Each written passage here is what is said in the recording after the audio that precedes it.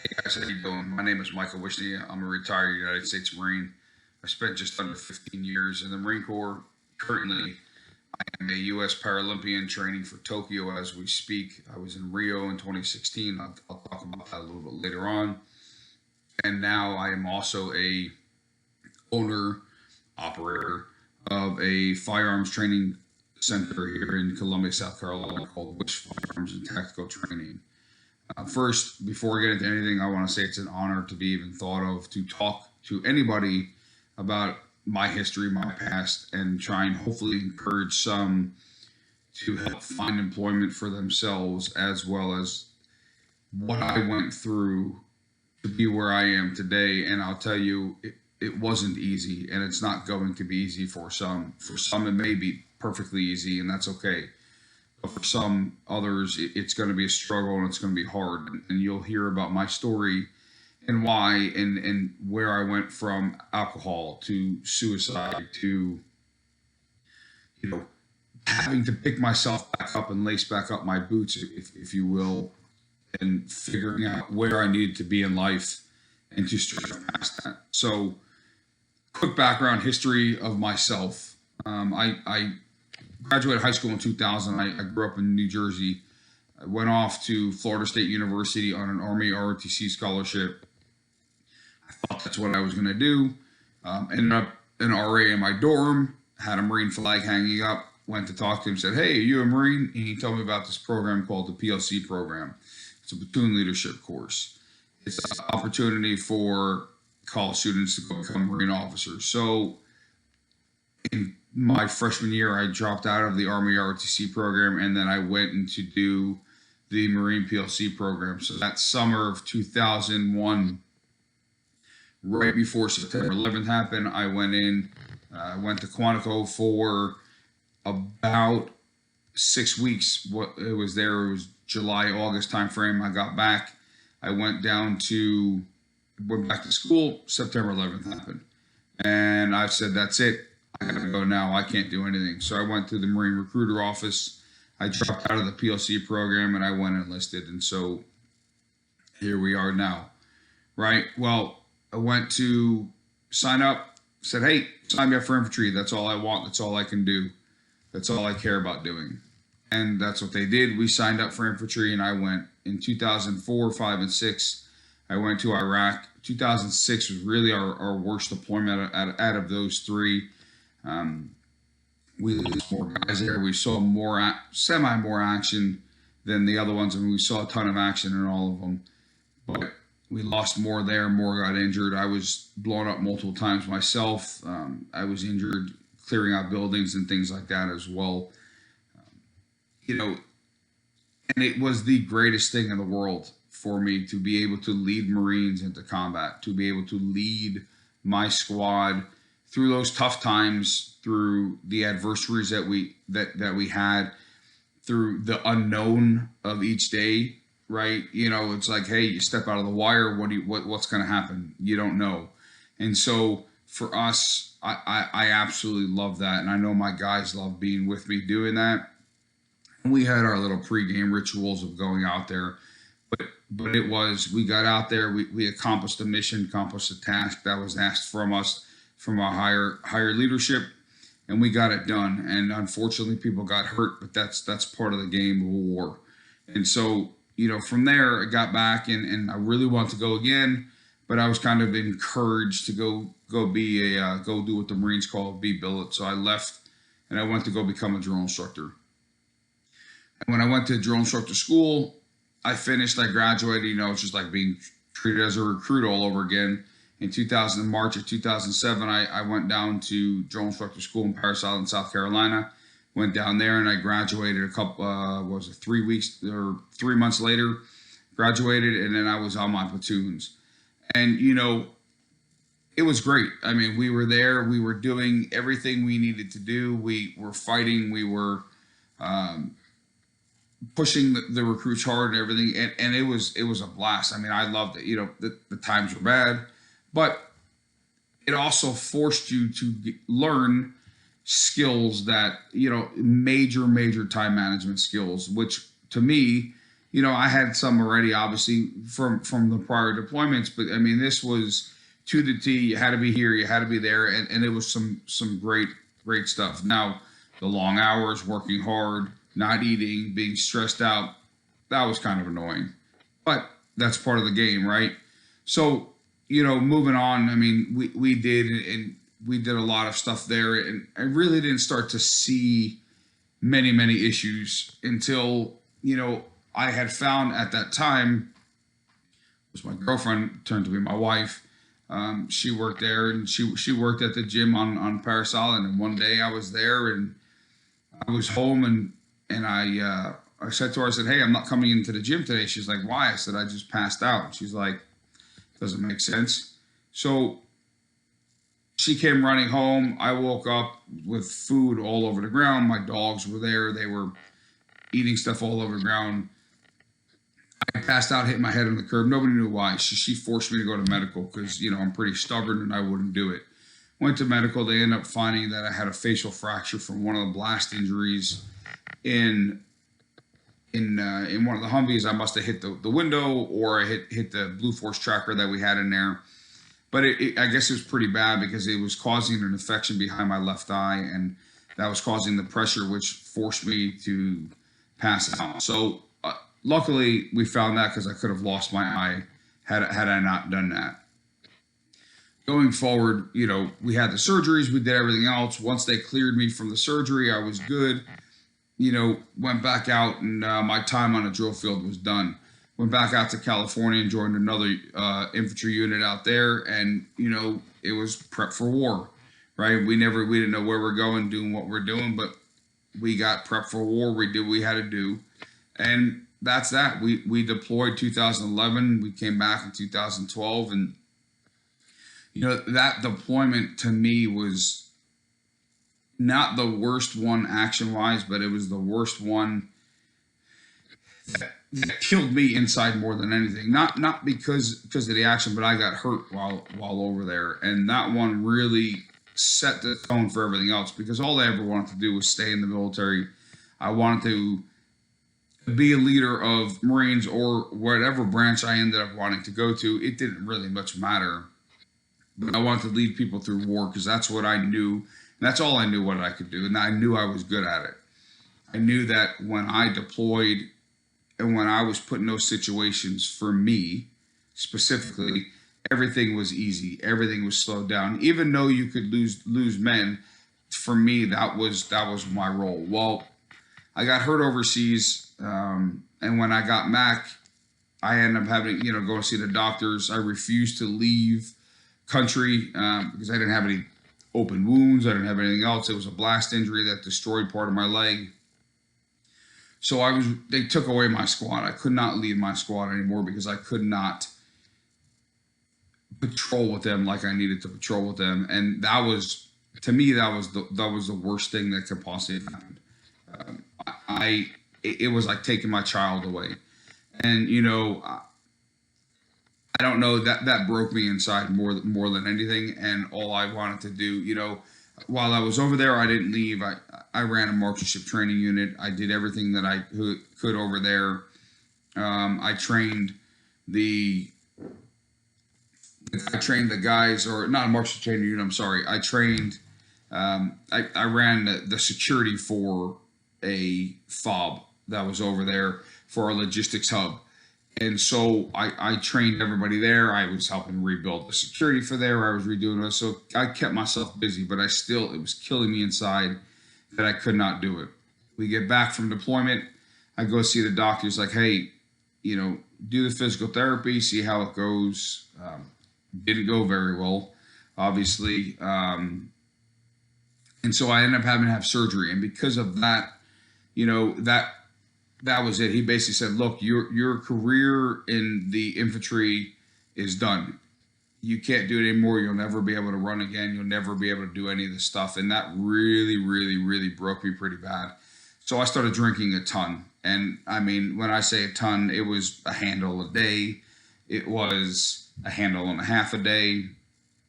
My wife didn't know how to deal with me. Luckily, I didn't do anything stupid and get, get into really fights, I would do it at home more than anything else. So legally, I didn't run into any legal problems. I just drove up our credit card big time, and put us into some major debt over the alcohol. And until a time where I drank so much that I didn't want to live anymore. I wanted to kill myself. I wanted to I didn't want to be on this earth anymore. I had my wife. I had my oldest son, who was a little bit over a year. I think my youngest son was in the oven cooking. But I didn't want to live anymore. And so I grabbed the gun. They were out shopping. I grabbed the gun. I went to go kill myself. And by the grace of God, I don't know what, but my dog at the time jumped in my lap, jumped in between my arm and my hand, and knocked the gun out of my hand. And luckily, it didn't go off. We ended up training her to be a service dog, and that was one of the best things that I had ever done. But I broke down. I lost it. I didn't know what to do. I didn't know where to go. And luckily, I had some great mentorship and leadership in a prior unit of my deployments to Iraq that at the time he was a full board colonel. He was in charge of 1st Marine Regiment at the time. We, contacted him, sat down with him as Sergeant Major, and he got me into 1st Marine Regiment and put me in charge of the Marksmanship Training Unit. And putting me there to figure out what was going on so I can recover, train up, figure out what I needed to do, get me out of the situation that was hostile, and get me where I needed to go. But some of the biggest and best advice I had ever gotten from him, and because I really did have a severe drinking problem, was don't have it in the house. Don't go near it. Stay away from it. He couldn't understand how one of his best squad leaders he's ever had turned into doing this. And honestly, I don't know either. I don't know how. I don't know why. I don't know what. But I was broken. I was absolutely destroyed. I had a beautiful wife. I had a son. I had another one coming. I was absolutely ripped apart. Well, led the Marksmanship Training Unit. I was a sergeant. I was an E5 in the Marines. I was in a E7's billet. I worked directly for the gunner in the Marine Corps. We call it a gunner. He's a chief warrant officer. He's a weapons specialist. Worked directly for him. It was basically his baby that I was running. And, the colonel, now he's a 2-star general, put me there in that position because he knew I would succeed. He knew that I needed to be given a task at hand and to deal with it. And we did, and we excelled. We had one of the best marksmanship training units in the entire division. Our colonel and our gunner used to gloat about it and say, I could send you over my staff NCOIC, which is myself, or my NCOIC, which are both sergeants, and they can show you guys how to do it. And that was great. I mean, that felt awesome to hear, and it gave me something to strive to. But I was still injured. I was still having to figure things out. And so, lo and behold, here come these surgeries, and I had to have multiple surgeries on my legs. So I got removed at that point in time from the Marksmanship Training Unit and sent down to Wounded Warrior Battalion in Camp Pendleton.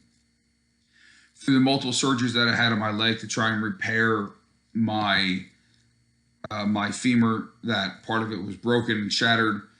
We went down there. I had surgeries. I was in wheelchairs for a while.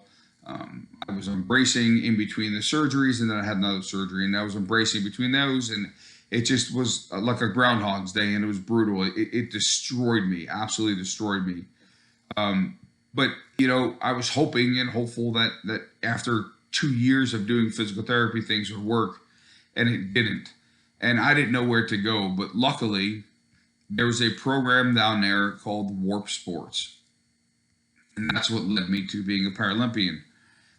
Warp Sports is Warrior Athletic Recovery Program, and it gave me another light. It gave me an outside, not knowing that there was no way I would be able to continue on being a Marine. I knew that couldn't be. I couldn't go into any specialized operations units that I wanted to attempt to try to go to. It wasn't going to be allowed. I was never going to be able to run again. I was losing function on my right leg. I was losing the muscle definition. It was going downhill fast. And so they had this program there called the Warrior Athletic Recovery Program. And what that is it takes the Paralympic style events, swimming, shooting, track and field, cycling, archery, and it adapts, the Paralympic world adapts the Olympic world to disabilities. And so, we were there, we did it, and we're like, okay, well, let's go ahead and try this. And so what each branch has every year is what they call the trials. So the Marine Corps had the Marine Corps trials, and it was a competition, and it instilled that spirit, that esprit de corps, that fight inside of you again. And so we did it, and what it was wounded, ill, and injured Marines from the East Coast to the West Coast to Hawaii, basically all over. They all converged on Camp Pendleton, and we had this, I want to say it was 2-week long competition. And I tell you, it was a blast. It really was. Well, that gave me some insight, but in doing it, I started throwing shot put there, and I was like, yeah, why not, right? It's a big metal piece of ball. Let's just throw this thing, see what happens. Well, the coach that we had was also a national level coach. And so when I was throwing, he was like, if you continue to train, you may very well get to where you could do something with this. And I was like, all right, let's see what happens. Let's see where this goes. Let's figure this out. So I threw that day at the Marine Corps trials, and I had thrown the farthest. There were guys that had been doing it longer than I, and I threw it the farthest, so I won. It's like, all right, cool. So, after the trials was over, I won. I was like, all right. And I had at the Wounded Warrior Battalion, they have a bunch of civilians that run the trainings and the gym, and they run the athletic training and the personal training and stuff like that that's there. So I was talking to this one woman who worked there, and she's like, look, she goes, just because you won doesn't mean that you're going to make it. And, I know that's some tough love. I know it may not be what I wanted to hear, but it was the truth. Because just because I won that didn't mean anything. Didn't mean I was going to make it to the Paralympics. Didn't mean that. But what she was getting at was that I had to train, and I had to train hard. Right. And that goes for anything in the world. And we're going to talk about the world and business, here in a second. But just because I was injured, just because I won that, didn't mean that I was going to make it. And so we trained, and we worked hard in the gym. We got out there and we trained. That was in March, if I'm not mistaken, in May of that year of 2014. Now, I had gone to another competition, and I had won that other competition, throwing the shot put and throwing the discus. And I earned my way into going to the national championship. And that was a month later. And that year was the first year that I won the national championship in both shot and disc. And ever since then, I have won it. So right now, currently, I'm a 7 or 8 time national championship in shot and disc. And frankly, there's not a person in the U.S. that can beat me in my classification in throwing at all. Does that mean anything? No. I mean, yeah, is it cool? Sure, it's cool to say, but it doesn't mean anything if inside my heart and inside my soul is still broken. And so, we continued to train, and then finally, June of 2016 was the Paralympic trials, and I made the team. I threw far enough. I threw the high enough percentage based off a percentage that I need to throw, and I made the team. And I made it made it on to Team USA as a Paralympian. And I didn't know what to expect at the time. I thought it was awesome, but looking, people say, they ask me all the time, getting interviews and it's that, oh, you're a veteran that got hurt. What do you feel? And I said, I had the distinct honor now to wear 2 separate uniforms for this country. I said I served in the Marines for almost 15 years. I was forced to retire that. And now, sitting back, I'm able to put on another uniform. But instead of saying U.S. Marines on my shoulder, it says USA across my chest. And frankly, to me, that was, that was awesome. The ability to represent the country and to be an ambassador for the entire country again was a true honor. So, training took up my whole life, and I had a goal and I had a push for it. And I did, and we trained. We got down to Rio and through, and the competition happened. And unfortunately, and it still irritates me now, I had to take a deep breath there. I placed fourth place by 3.5 inches. So I just missed out on medaling and being able to see the American flag lift up on a stage. But you know what? That's competition. And you got to go back and you got to train and you got to strive to be better at what you are and what you were, and make yourself really push further and farther and harder and faster. And so I knew that's what I wanted to do. Well, we get back from Rio, and I mean, it was, my wife was lucky enough to go out there. My mom, my dad, my oldest brother went out there, and they watched me compete, and it was brutal. Well, we moved, at the time we were living in Texas. We got back, and I lost my coach. And so I was kind of just on my own, and I was doing my own thing, and it really wasn't working. I didn't have the will, the drive, the want to do it anymore. And my wife's like, look, try and find something to do. And so I ended up getting called up and asked to start help coaching the military branches. And so that's what I did for a while. And I did that, and I was working with them, and I was working with other wounded, ill, and injured members, whether it's the Army, the SOCOM team, the Navy, the Marines. It didn't matter. I was doing that, and that was awesome. And I really, really liked doing it. And I did it kind of as a business. I mean, whenever they call, I went and I did it. And then I was able to train myself. And it kind of gave me another spark. The problem is this spark kept going away.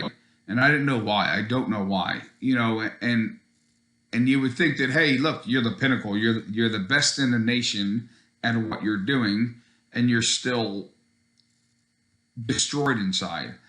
And so, we got back, and things are never easy. I don't know, maybe it's me that's making it worse, but in a couple years after I first started doing all that stuff, my service dog started getting really sick, and that broke me again. And so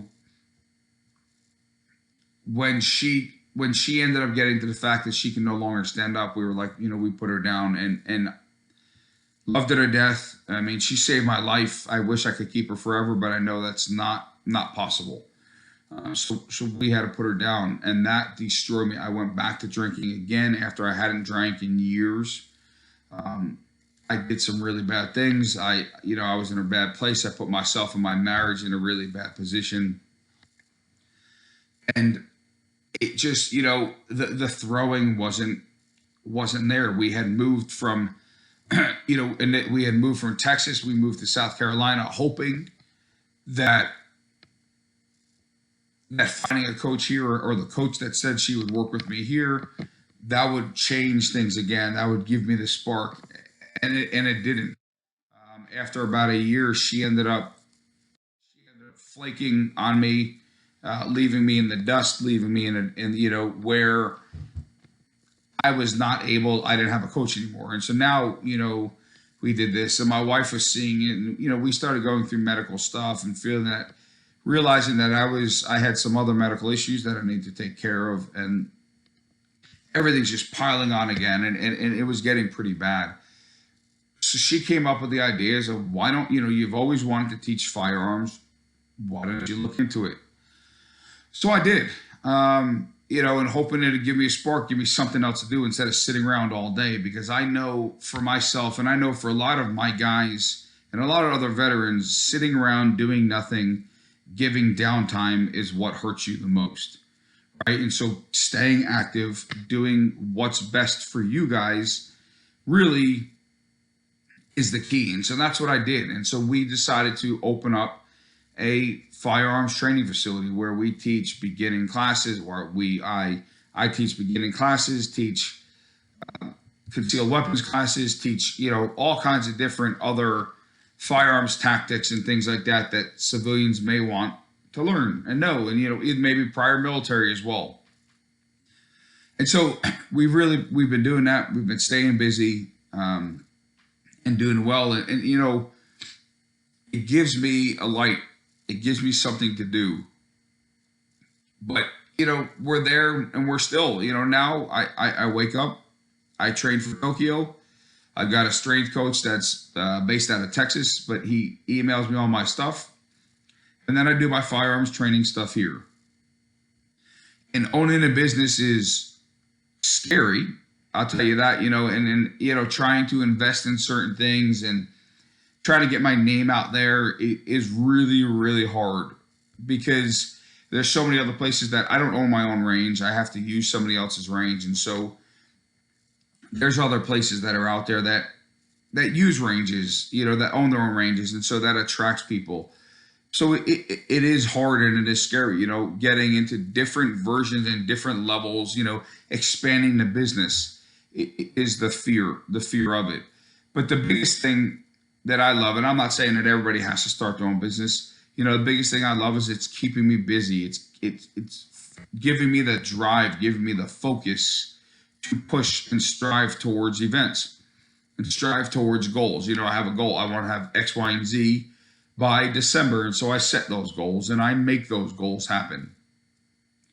And it doesn't matter if I have to stay up till 3 o'clock in the morning, figuring out what I need to do. The hardest part, and for me, technology, right? I had to figure out how to do this. And then, building my own website and figuring all that out. And luckily, I ran into some people that helped me build a website, help get the name out there, get the brand out there, things like that. And all that kind of stuff works well, but you've got to have the goal, the desire, the want to do it. But getting into the business world, to me, it is pretty scary. And, I wanted to do overseas contracting. I was looking at doing some stuff like that because, why not, right? I know everything that's easy for me. Well, with the damage to my leg, you have to be able to run, and I couldn't run. And so that one ended. I can't really jump down to a prone or jump to a knee position like needed to be able to do the type of shooting that they needed. So I couldn't get into law enforcement. I couldn't do any of that stuff. And so it was finding something that I loved to be able to do. And that's what we did. And so we did it, we made it, and we're trying to make it work. But, not everybody is going to own their own business. Not everybody's going to own their own thing, and that's okay. But as veterans, right, and as, whether anybody's on here watching this as a active duty, you'll become a veteran eventually, right? We have different skill sets that most of the world does not have.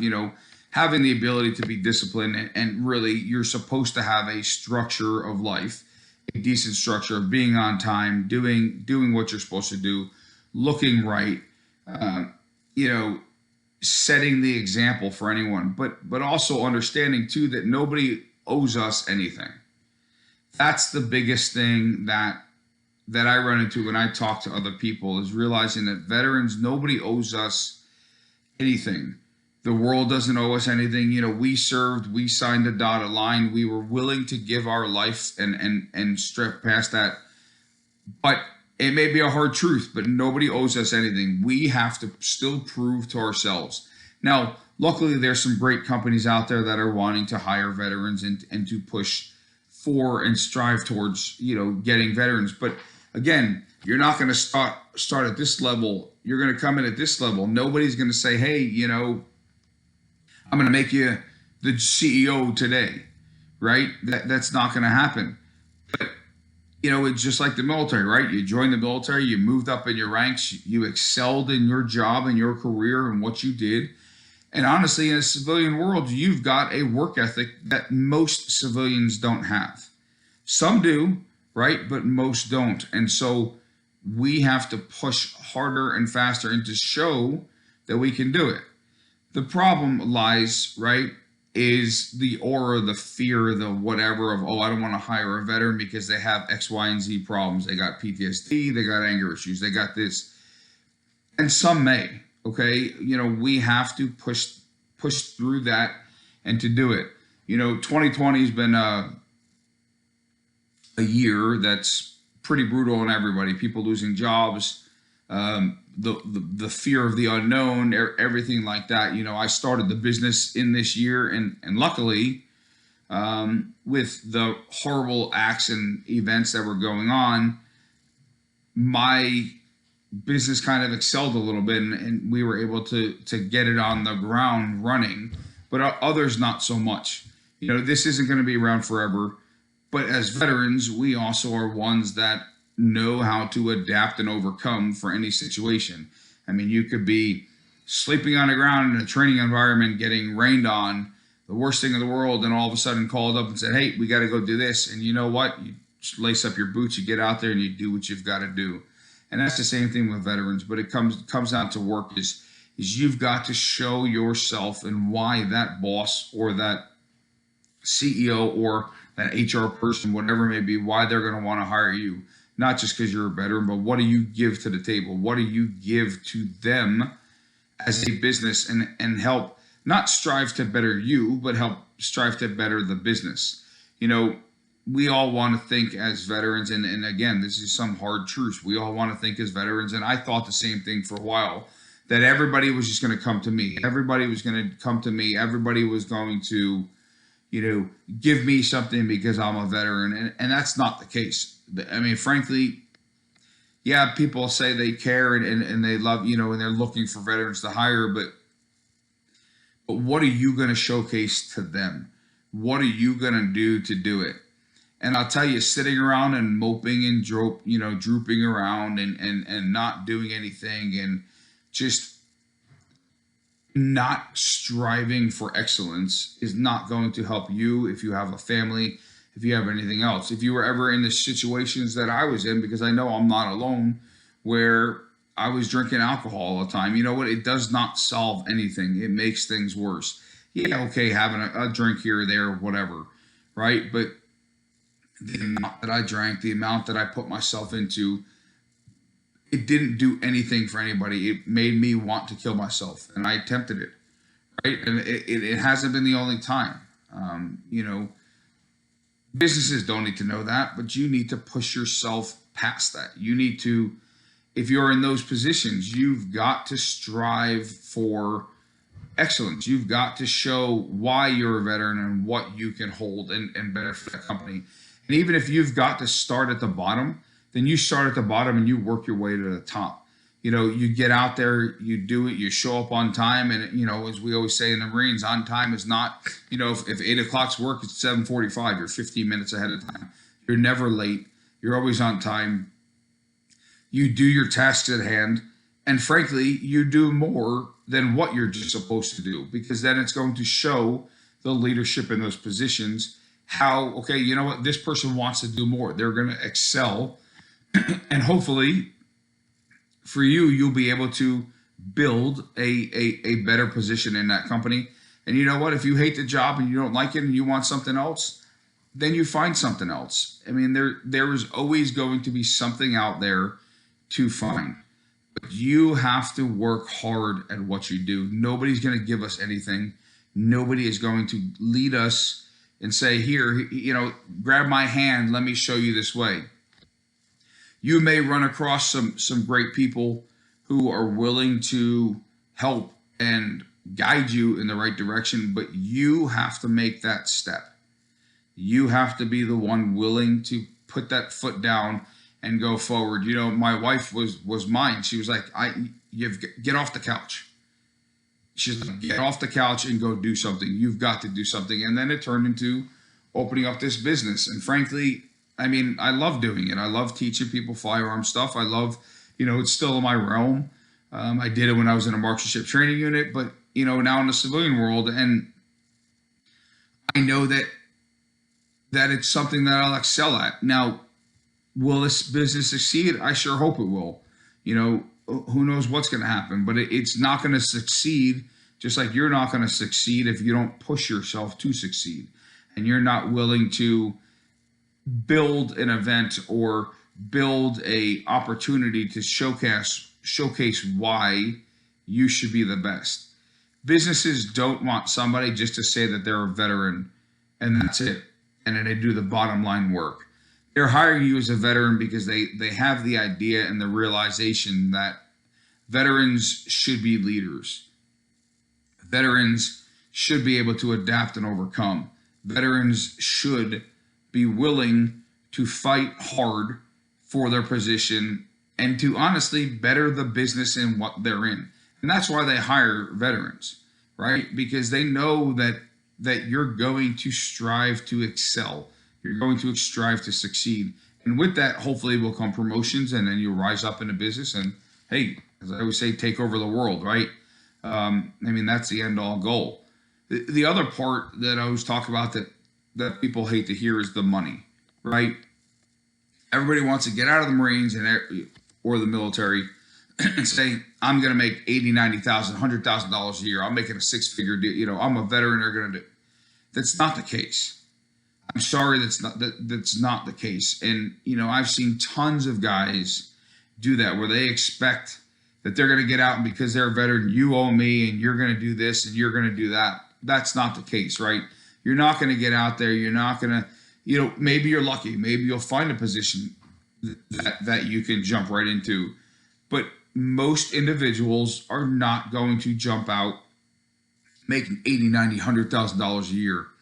It's not going to happen, right? So you've got to have that in your reality, in your mindset to say, listen, I may have a $35,000, $40,000 job, this year, but is that job, if I excel in that job, will I raise in a pay scale? How is the pay scale going to go?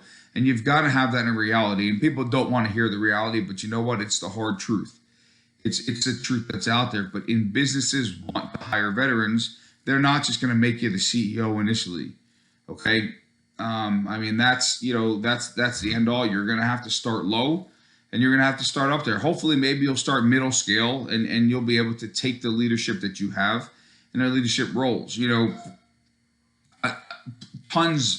Tons of guys that I know in the Marines got out and they're like, well, I just infantry and there's nothing out there for infantry. You're right. Infantry doesn't dictate to any other job. However, you've got leadership, you've got time management skills, you've got all these other small skills and small little increments of things that were built, right, and instilled in you. And now you can use those as a building skill, right? You don't have to sit there and say, oh, I was infantry, I never did anything. That's not the case, right? And that goes for any jobs. Everybody in the military is instilled with time management. Everybody in the military is instilled with leadership. Whether you were a leader or not, you still have it, right? You were instilled with attention to detail, whether you realize it or not, by putting on your uniform, putting it on correctly, lacing up your boots, everything that needs to be there, right? You have to be willing to take the next steps, but you've got to understand that you're not going to start at that top pay level. And I know that may not be what people want to hear. I'm not there either. My business is not making $100,000 a year. I don't expect. I just started it in March, right? I don't expect that, to happen. Would I love for it to happen? Yes. Would I love to find investors and to be willing to open up the biggest, baddest indoor shooting facility known to mankind? Absolutely. But I know that's going to take $3, $4, $5 million. And that's going to take a lot of time, and that's going to take a lot of effort. And you know what? I'm willing to push towards that, to build that. However, it's going to take time, and you've got to want to do it. But the biggest thing that I can tell you, and if hopefully I'm not sitting here trying to offend anybody, and don't expect that, but it's just the reality of what the world is. But the biggest thing that I can tell you, if I can leave with anything and tell you this, is number one, first off, thank you for doing what you guys did for this country, for all of us. We all saw the dotted line, whether you went to war, whether you didn't go to war, everybody put themselves in a position that they may or may not have ever come home They could be draped over a flag before they even realized it. So I truly, from the bottom of my heart, my family's heart, thank you for what you guys have done. If you got hurt, if you have some mental issues, you've got to strive past those. I know how much it stinks. I know how brutal it is. I was there. I may not be as hurt as some others might have been, right? I don't have any function in my right leg anymore. I lost part of my finger. So be it, whatever. In all honesty, the world doesn't care, right? We have to push past that.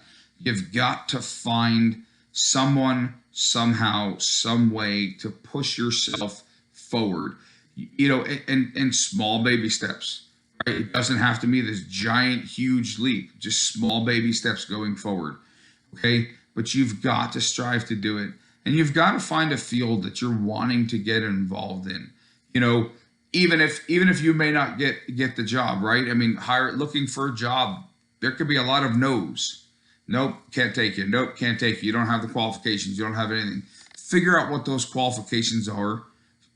Figure out how to get those qualifications. Get them and excel in what you do, right? Go back a year later to that job and say, I got the qualifications. You still hiring? Make them want to hire you. But you've got to show them how and show them why and show them what is best for you. And the last thing is this: remember, the world doesn't owe us anything. If nothing else, I always say we still owe the world something, right? We were trained for this. We were trained to make the world a better place. We were trained to get out there and to show, these businesses, and even if you start your own, right? But show them how you're going to best that business and make that business excel, because they're going to want to then hire you from there. Okay. But like I said, it's not going to be easy. The fear of rejection, the fear of everything else, but you got to strive through it. I came from a little baby kid, 18, 19, 20 years old, joining the Marines, getting hurt in Iraq, passing out, having surgeries, going back to war, getting hurt again, and to the lowest part of my life of attempting suicide. And it wasn't the only time, but attempting suicide and realizing that was rock bottom and I had to go up. But it's not going to go up in a straight line. It goes up like this. It's not. I mean, we go up, you get downs, you go up, you get downs, but you got to remember, you got to pick yourself back up. You got to strive to be the best that you can be. And you got to strive no matter what you do, no matter how you do, no matter where you go. Remember, you are a veteran. There are other veterans that are out there for you, right, to help you out. But with that being said, we have to push fast, and you were trained to push past your injuries and your illnesses and just your fears and go. It's just like, you're out there, you're doing a mission, right? You don't clear a house by yourself. You're at least with one other person clearing out a room, right? You're with a squad or a fire team or a team if you're in a special operations world, right? You never do it alone, and you're not alone. There are people out there that can help you and are willing to help you. So you just have to make that first step and build yourself to do it. Like I said, guys, I appreciate it, and I hopefully this will link up with some people in their mind and get realizing, and hopefully my story, help you out a little bit. But again, thanks for listening and being here and doing this in these uncertain times. And hopefully, you get out there and you can lace up your boots and kick down doors, not really, but kick down doors and excel yourself and find jobs and careers for you to do it. So again, I appreciate it. Thank you, and have a great day.